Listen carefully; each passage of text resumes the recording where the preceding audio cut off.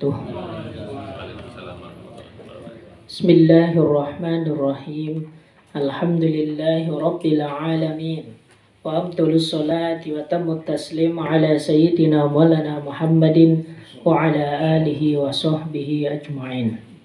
Allahumma akhrijna min dhulumatil wahmi wa akrimna binuril fahmi waftah alaina bima'rifatil ilmi wasahil akhlaqana bil hilmi waj'alna mimman yastami'una al-qawla fayattabi'una ahsanah. Amma ba'd. Nggih para masyayikh, para ustadz ingkang dipun muliakan Allah Subhanahu wa taala. Ini kebetulan malam ini katanya selingan ya. Jadi yang kita baca itu tadi bab bagaimana cara memandikan mayit atau sering disebut dengan bab huslil mayit. Nah, kitab ini tadi sudah dijelaskan bahwasanya kitab ini sebenarnya potongan daripada kitab At-Taqriratus Sadidah. Itu karangan daripada Sayyid Al-Ustadz Hasan bin Ahmad bin Muhammad Al-Kaf. Orangnya masih hidup ya. Dia itu adalah murid daripada Al-Habib Zain bin Ibrahim bin Smith. Ini kemudian mengarang sebuah kitab. Jadi kitab ini sebenarnya kitab ringkasan dari kitab-kitab yang menjadi pegangan pakar fikih dari kalangan Syafi'iyah. Yaitu ini ringkesan daripada kitab Minhajut Talibin punya karangan Imam An-Nawawi. Jadi kalau kita membaca Minhajut Talibin itu belum dibuat sistematis. Nah, kitab ini ternyata memberikan ringkasan yang lebih sistematis dan mudah dipahami oleh semua kalangan. Nah, maka jadilah kitab namanya At-Taqriratus Sadidah. Dan insya Allah ini kita akan membaca bab, yaitu bab tentang memandikan mayit, karena ini dinilai penting. Bismillahirrahmanirrahim. Qala al-musannifu rahimahullahu ta'ala wa nafa'ana bihi wa bi'ulumihi fid daraini amin. Ahkamu huslil mayyiti thalathatun. Ini hukum-hukum atau hukum-hukum terkait tentang memandikan mayit itu ada 3. Awalan, wajibun fi haqqil muslimi ghairi syahidi ma'rakatil kuffari wa ghairi siktil ladhi lam yadhar fihi mabda'u khalqin adamiyin. Yang pertama, hukum memandikan mayit itu wajib. Pada siapa? Pada hak setiap muslim yang tidak meninggal dalam keadaan syahid di dalam pertempuran melawan orang kafir. Jadi orang mukmin yang tidak meninggal dalam keadaan syahid di saat dia bertempur melawan orang kafir. Wa ghairi siktil ladzi lam yadhhar fihi mabda'u khalqin adamiyyin. Dan selain daripada bayi yang lahir belum sampai pada waktu minimal melahirkan, yaitu 6 bulan. Lalu kemudian juga belum muncul tanda-tanda bahwasanya hal tersebut itu adalah cikal bakal daripada manusia. Ini keguguran tetapi masih dalam bentuk darah kempal atau daging kempal, namun belum membentuk janin. Belum membentuk janin yang sudah terlihat tanda-tanda kalau ini nanti akan menjadi manusia. Maka ini hukumnya tidak wajib. Thaniyan, jaizun lil kafiri wasiktil ladhi lam yadhhar fihi mabda'u khalqin adamiyyin. Kemudian hukumnya boleh. Yang kedua, memandikan mayit itu boleh bagi mayit kafir. Ini khusus memandikan ya. Tetapi untuk sholat itu tidak boleh. Wasiktil ladzi lam yadhhar fihi mabda'u khalqin adamiyyin. Dan juga ya, janin yang terlahir sebelum waktunya, kemudian belum nampak tanda-tanda bahwasanya ia akan menjadi cikal bakal anak. Ya, ini hukumnya boleh tetapi tidak wajib. Tsalitsan, haramun li syahidil ma'rakati.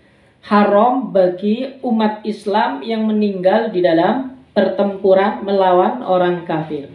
Nah, ini hukum. Jadi hukum memandikan mayit itu ada 3. Ada wajib, yaitu bagi setiap orang muslim, selain daripada bayi atau janin yang keguguran kemudian belum nampak tanda-tanda kalau itu adalah cikal bakal manusia.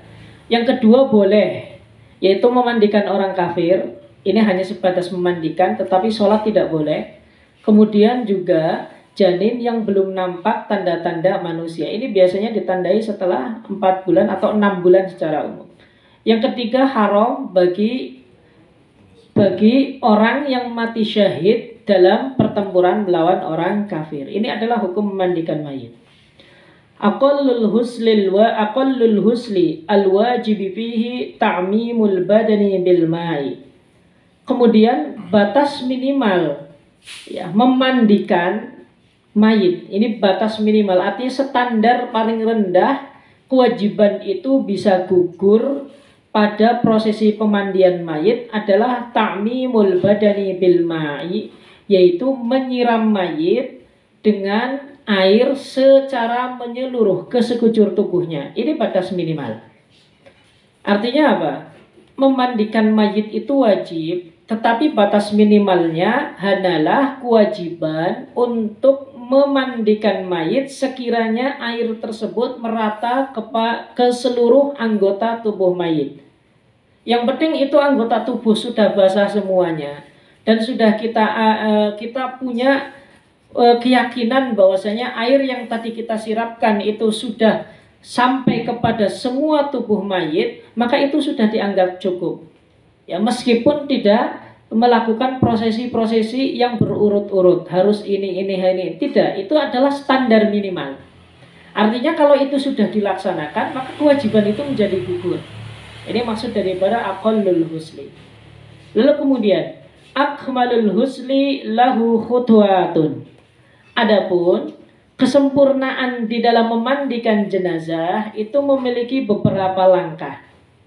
Maksud daripada memandikan yang sempurna ini adalah memandikan sebagaimana apa yang diajarkan oleh baginda Rasul sallallahu alaihi wasallam, lalu kemudian dilakukan oleh para sahabat baginda Rasul sallallahu alaihi wasallam, lalu dilakukan oleh para tabi'in dan generasi setelahnya, sampai akhirnya diwariskan kepada ulama-ulama kita yang memberikan penjelasan kepada kita. Ini artinya batas kesempurnaan. Ya, batas kesempurnaan ini dalam rangka kita berusaha untuk semaksimal mungkin supaya kesunahan-kesunahan yang ada di dalam prosesi pemandian mayit itu bisa kita terapkan. Lah maka nanti keunggulannya apa? Kita akan mendapatkan tambahan pahala. Ya, selain kewajiban gugur juga nanti akan mendapatkan tambahan pahala. Ya, tambahan pahala bagi yang memandikan dan juga bagi mayit yang dimandikan. Meskipun amalnya sudah terputus, tetapi ini bisa menjadi bahan tambahan pahala. Awalan yudha'ul mayyitu 'alal muhtasali wa yakunu 'ala lawhin fihi thuqubun li'alla ya'uda ilaihi ar-rashasu wa yakunu fi thawbin raqiqin wa mustalqiyan 'ala qafahu wa rijlahu li jihatil qiblati wa yakunu al-huslu fi khalwatin wa tahta saqfin wa yughatta wajhuhu min awwali ma yad'uhu 'ala al-mukhtasali. Langkah yang pertama yaitu mayit atau jenazah diletakkan di atas tempat pemandian. Ya, wa yakunu 'ala lauhin fihi thuqubun li'alla ya'uda ilaihi ar-rasyas. Diutamakan tempat pemandian tersebut adalah semacam ranjang namun yang memiliki lubang-lubang. Ya, seperti kursi yang di ini memiliki lubang-lubang. Tujuannya apa? Supaya ketika kita mengalirkan air ke tubuh si mayit, maka air ini tidak mengendap lalu kembali kepada tubuh si mayit. Ini kan berpotensi menjadikan air tersebut mustamal dan juga berpotensi menjadikan air tersebut mutanajis ketika keluar dari tubuh mayit barang-barang najis. Nah, ini tujuannya semacam itu. Nah, kemudian ketika bidang tersebut ini lebih tinggi sekitar 1,5 meter dari permukaan tanah ke atas, Ya, maka bagian kepala itu sebisa mungkin dibuat lebih tinggi daripada bagian kaki. Nah, posisi mayit itu dihadapkan ke kiblat, terutama adalah kedua telapak kakinya. Jadi kalau kiblat itu ke sana, maka mayit dihadapkan ke sana. Kedua telapak kakinya yang menghadap kiblat. Jadi mukanya menghadap kiblat, bukan dimiringkan ketika prosesi sholat jenazah, tidak. Ya, tetapi ini kedua telapak kakinya yang menghadap kiblat. Lalu kemudian wa yakunu fi thawbin raqiqin. Lalu dengan baju yang tipis. Nah, thawb ini adalah ya kayak semacam kain yang tipis, namun bisa menghalangi kulit si mayit itu terlihat oleh orang yang memandikan. Ya, terutama di bagian antara pusar dan lutut itu diusahakan diberi tambahan kain supaya aurat si mayit itu tidak terlihat oleh orang yang memandikan. Wa mustalqiyan ala qabahu, ya dibuat terlentang. Wa rijlahu li jihatil qiblati, kedua kakinya dihadapkan ke kiblat. Wa yakunul huslu fi khalwatin. Kemudian tempat pemandian mayit itu harus sepi dari kerumunan orang. Wa tahta saqfin, dan juga di bawah atap. Ini sunnah. Wa yuhattau wajhuhu min awwali ma yad'uhu 'alal mukhtasal. Kemudian mayit tersebut dalam keadaan tertutup wajahnya ketika ditaruh di tempat pemandian. Ini sunnahnya. Ini kesunahannya jika ingin mengambil tahap kesempurnaan. Ini tahap yang pertama, yaitu tahap meletakkan jenazah di atas tempat pemandian. Tsaniyan, yaj'alul ghasilu ala yadihil yusra khirfatan aw khirqatan wa yasubbu 'alal mayyiti ma'an khalisan min ra'sihi ila qadamayhi wa yadluku bi yadihil yusra jami'a badanihi. Langkah yang kedua, orang yang memandikan itu mengenakan sarung tangan pada tangan kiri. Sarung tangan pada tangan kiri atau kedua-duanya, ini nggak jadi masalah. Tujuannya untuk apa? Supaya tangan daripada orang yang memandikan tidak bersentuhan langsung dengan si mayit. Ya, dengan kulit si mayit. Ya, sebab yang namanya orang sudah meninggal itu kan berbagai macam virus itu kan berpotensi untuk menular kepada orang yang hidup. Tetapi agama itu tidak berbicara tentang itu, karena ketika agama mewajibkan, yang menjadi catatan, ketika agama itu mewajibkan, maka potensi-potensi yang seperti tadi itu sebenarnya tidak ada. Karena ini seolah-olah sudah menjadi jaminan Allah. Maka ini bagi orang-orang yang ingin terjun langsung ke prosesi pemandian itu tidak boleh ada pikiran lebih. Karena ini sudah jaminan agama dan menjadi kewajiban agama. Maka sebenarnya Allah Subhanahu wa taala nanti akan menjamin kesehatan daripada orang yang memandikan. Jadi ini tidak perlu diikat. Hanya saja prosesi ini langkah-langkahnya diikuti. Jadi tangan itu menggunakan sarung tangan atau menggunakan potongan kain kafan yang diikatkan di telapak tangan. Itu juga boleh. Makanya di sini bahasanya khirqah. Paslap itu jenisnya. Ya, jenisnya itu yang penting itu dari kapten ya. Kalau nama kainnya itu dikembalikan kepada yang paham. Wa yasubbu 'alal mayyiti ma'an khalisan. Lalu kemudian mayit ya itu disiram dengan menggunakan air bersih tanpa campuran apapun. Ini langkah pertama. Ini proses pembasahan dulu. Min ra'sihi ila qadamayhi, diawali dari ujung kepala sampai ke bawah menuju kedua telapak kaki. Wa yadluku biyadihil yusra jami'a badanihi, lalu kemudian ya digosok dengan menggunakan tangan kiri. Ini sunnah menggunakan tangan kiri. Ini sebagaimana diajarkan baginda Rasul. Jadi sampai air tersebut benar-benar merata ke sekujur tubuh mayit. Ini langkah yang kedua. Tsalitsan, yusnidul ghasilul mayyita birifqin.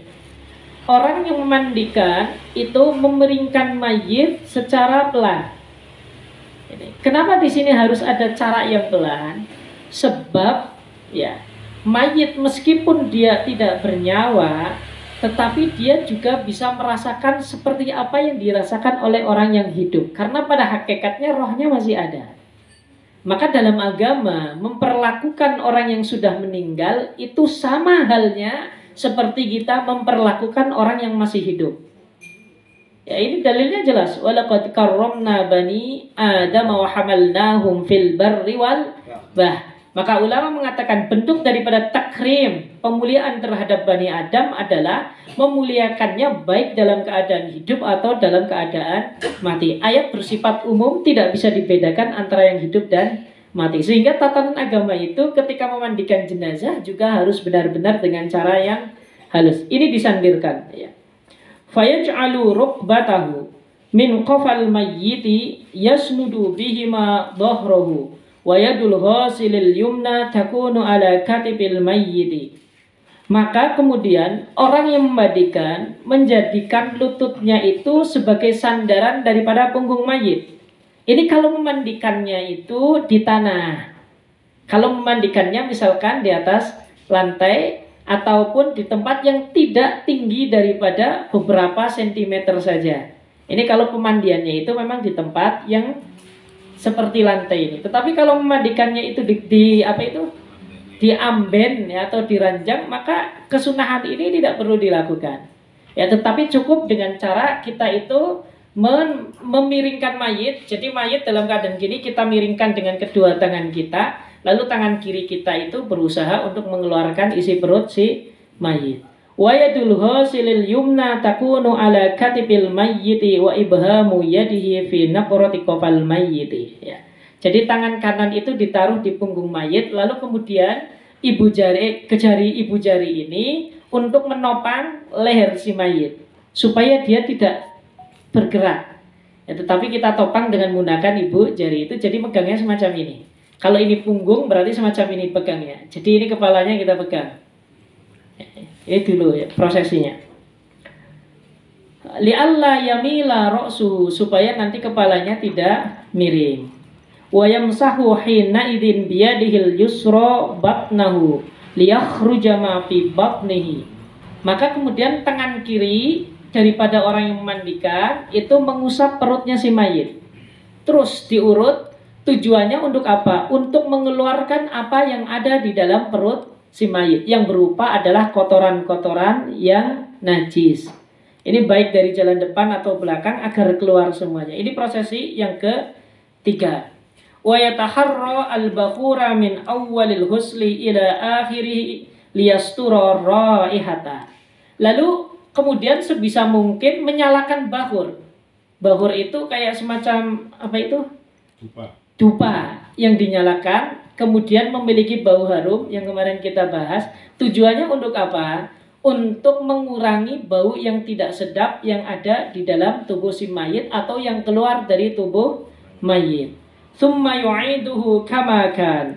Lalu kemudian setelah ini selesai, mayit dikembalikan seperti posisi semula. Jadi prosesi pertama itu adalah prosesi pembersihan si mayit dengan mengeluarkan kotoran-kotoran yang ada di dalam perut si mayit. Ini adalah langkah ketiga dan merupakan proses yang pertama. Rabi'an, langkah yang keempat. Yunajjil ghasilul mayyita fayghsilu qubulahu wa duburahu wa ma hawalaihima biyadihil yusra.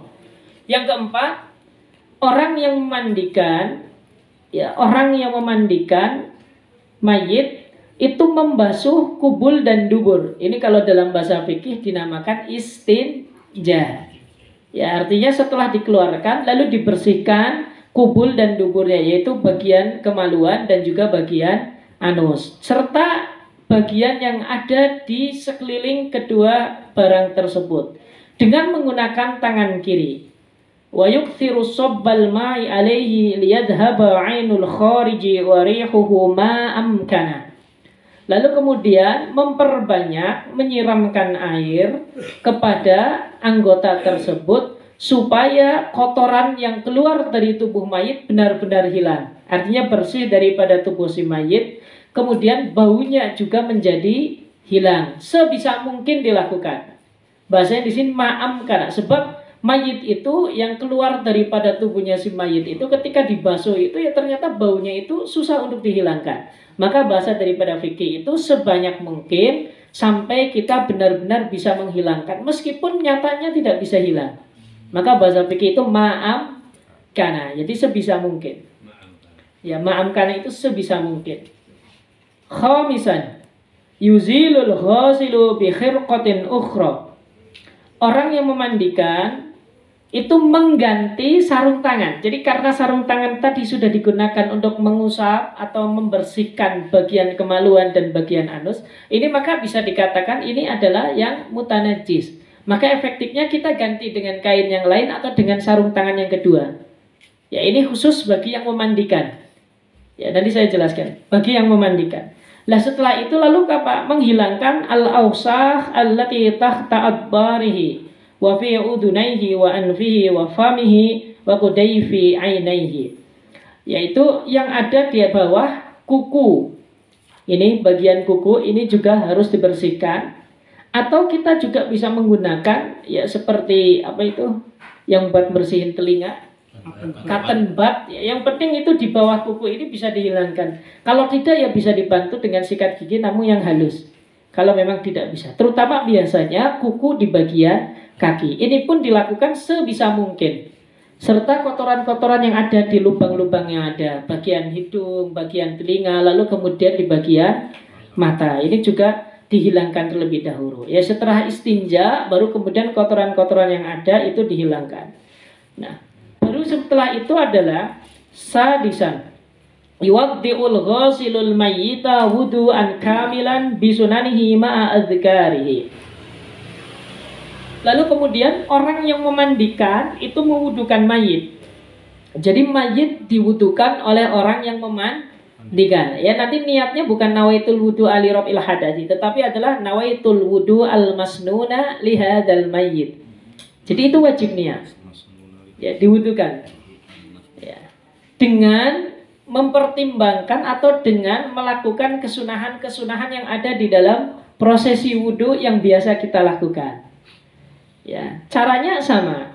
Wa takunu khirqatun ala yadihil yusra mandubatan liyusawwikahu bis-sababati. Lalu kemudian setelah itu tahap pertama daripada wudu itu adalah mensiwaki si mayit. Ini dengan jari telunjuk dan juga dengan ikatan kain yang baru. Kalau nggak diganti sarung tangan, maka cukup dengan mengikatnya kain kapat. Motong kain kapat lalu kemudian dimasukkan ke mulut si mayit. Ya, kepalanya agak diangkat sedikit. Ini, sengaja ini. Seperti kita itu silakan. Ini hanya untuk mengambil kesunahan dan juga untuk membuang kotoran-kotoran yang ada di dalam gigi. Bisababati dengan jari telunjuk. Wa indama yumadmiduhu wa yunashiquhu yumilu ra'sahu li'alla yasbiqal ma'u ila jawbihi. Lalu kemudian ketika memasuk atau mengkumur-kumurkan mayit atau memasukkan air ke dalam hidung si mayit, kepala agak sedikit diangkat dengan menggunakan tangan kanan. Jadi kita ngambil air dengan tangan kiri, lalu kemudian diangkat dengan tangan kanan, kita masukkan ke hidung secara bersamaan. Sama seperti ketika kita dalam prosesi berwudu, di mana menghirup air atau menyedot air ya dengan mulut dan dengan hidung itu dilakukan secara bersamaan. Lebih baik dengan tiga kali cidukan air. Ini semacam ini. Nah, ini untuk mendapat kesunahan saja. Ya. Watajibu niyatul wudu'i, maka niat ini wajib dilakukan oleh orang yang memandikan. Dan niatnya tadi ya, nawaitul wudu al masnuna li hadzal mayyit. Wa yusannu du'a'u ba'dahu, dan disunahkan doa setelah berwudu sebagaimana doa yang kita baca. Sabi'an yuhassilul ghasilul mayyita bisidri fa in fukida fasabunun aw ghairuhu.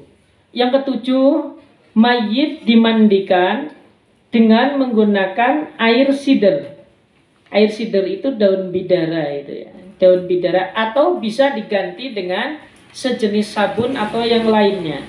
Karena fungsi daripada daun bidara ini adalah untuk mengeringkan mayit, untuk membersihkan tubuh si mayit. Karena daun bidara itu punya tekstur ketika dicampurkan ke dalam air, maka ketika disiramkan ke tubuh si mayit, dia itu bisa membersihkan badan itu seperti sabun.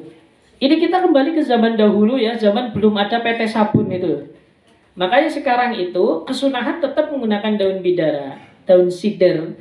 Kalau memang tidak ditemukan, maka bisa diganti dengan sejenisnya yang memiliki fungsi yang sama. Meskipun secara utama itu tetap apa yang diajarkan oleh baginda Nabi. Tetapi untuk mendapatkan kesunahan itu bisa dilakukan dengan berbagai macam cara.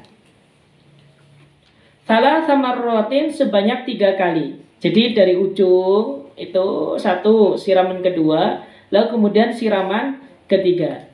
Caranya bi'ayyah sila atau bi'ayyah sila ra'sahu mubtadi'an min a'lahu ila lihyatihi. Dimulai dari membasuh atau menyiram kepala. Ini ya. Jadi menyiram kepala sampai selesai. Lalu kemudian summa yaduhul yumna min ru'usil asabi ilal katibi.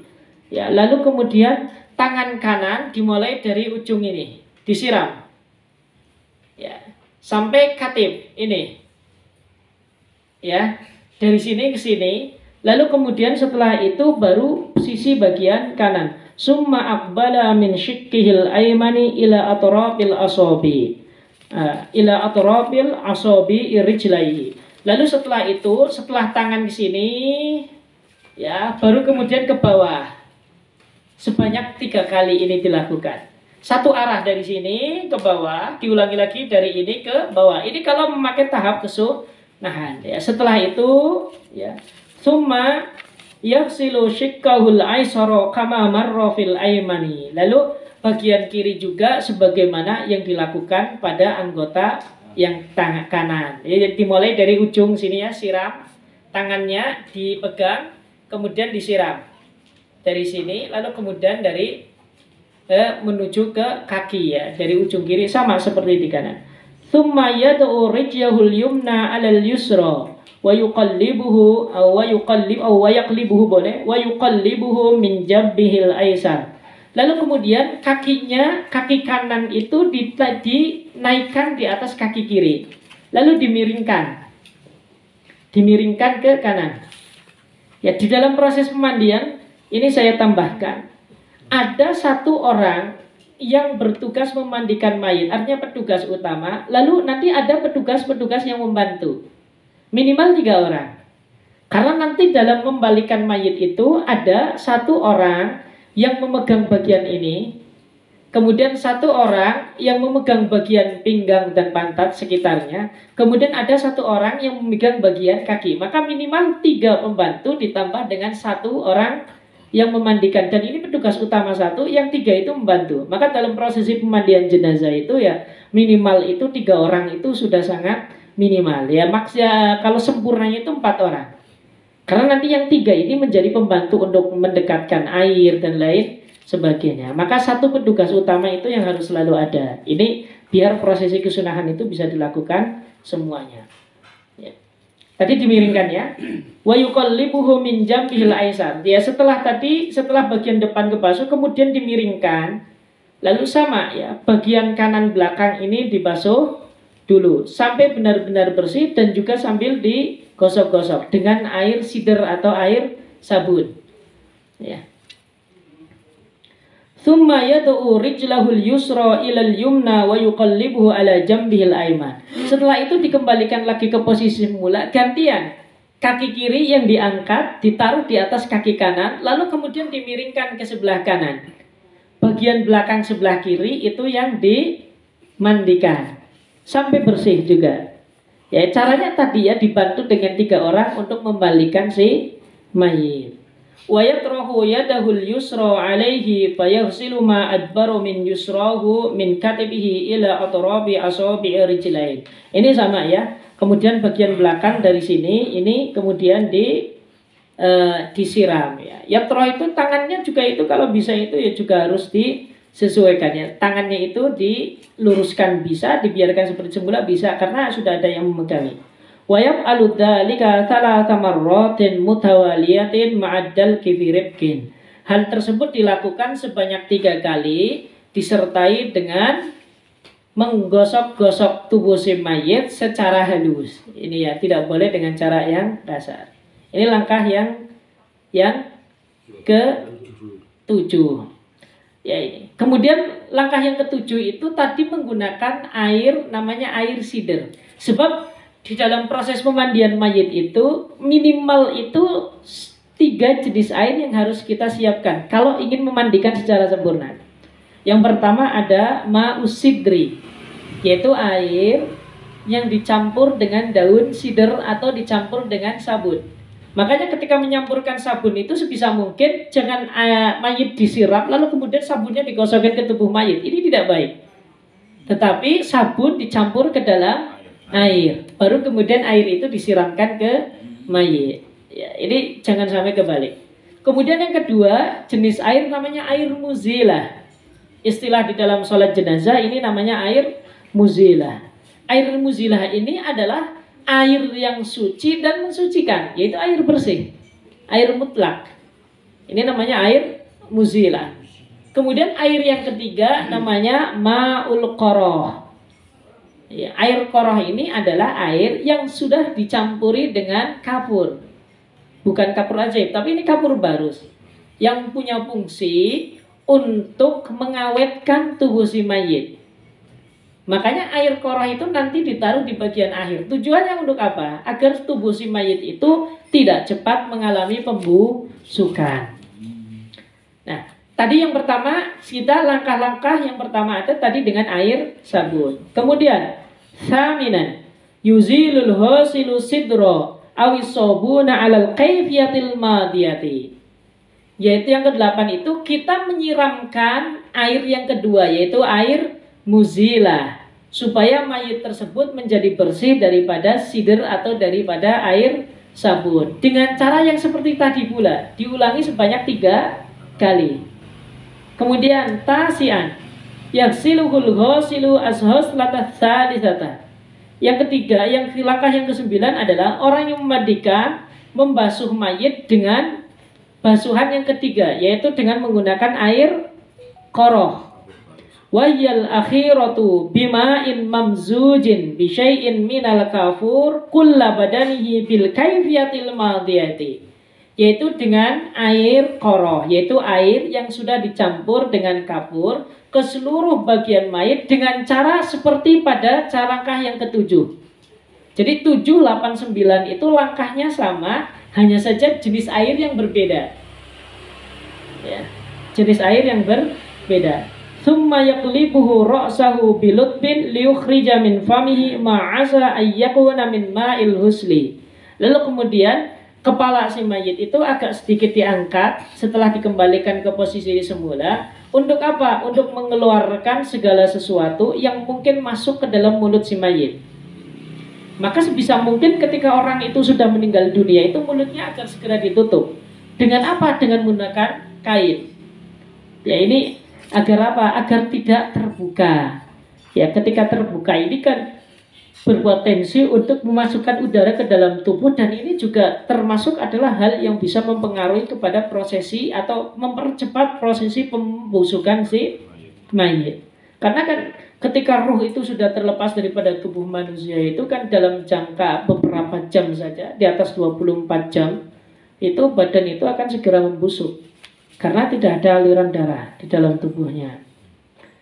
Nah, wal akmalu minas salasi khamsu. Yang lebih utama atau yang lebih sempurna adalah dengan 5 kali basuhan. Ya, wal akmalu minhu as-sab'u. Kemudian yang lebih sempurna lagi adalah 7 kali basuhan. Wa akmalu minhu tis'u. Dan yang lebih sempurna lagi dengan 5 kali basuhan. Kalau ini adalah standar minimalnya itu tadi 1, kemudian standar kesempurnaan yang paling rendah itu adalah 3 kali basuhan. Ini hal-hal yang kaitan dengan prosesi pemandian mayit. Ya, untuk penjelasannya itu sampai 9 langkah dulu, dan ini sudah selesai. Nah, ketika langkah tadi sudah selesai, maka mayit itu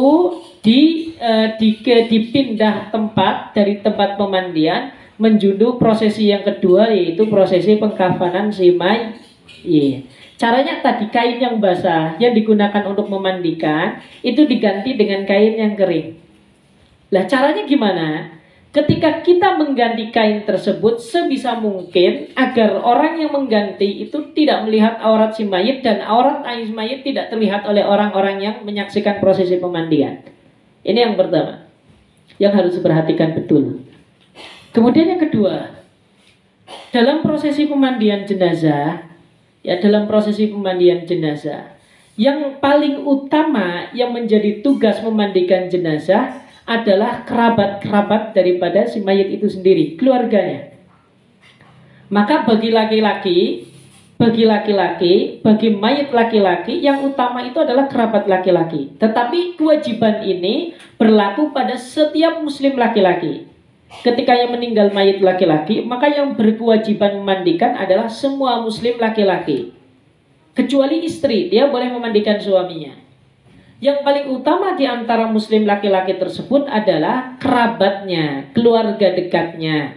Jadi orang yang langsung sampai kepada si mayit secara nasab. Dalam hal ini adalah bapak atau anak laki-laki ataupun saudara laki-laki. Yang diutamakan adalah mereka yang paling paham di dalam urusan fikih.